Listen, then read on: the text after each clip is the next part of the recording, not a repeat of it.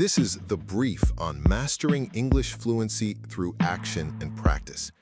So this guide basically cuts out all the complicated grammar and the usual motivational fluff.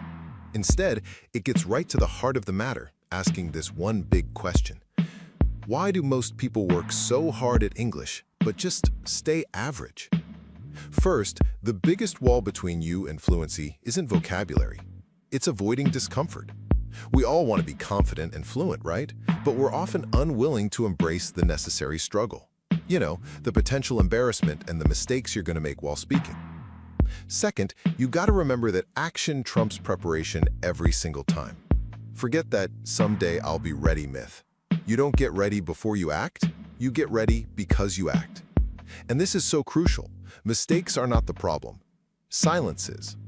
Even just 2 minutes of daily imperfect speaking puts you way ahead of pretty much everyone else. And finally, all those excuses, I don't have time, my accent is bad, they're really just fear in disguise. English is a skill, not a talent, and skills only improve with repetition.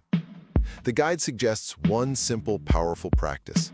Stand in front of a mirror and say out loud, without any shame, "I am not fluent yet, but I am improving every day." So stop waiting for perfection. Start improving today by just breaking the silence.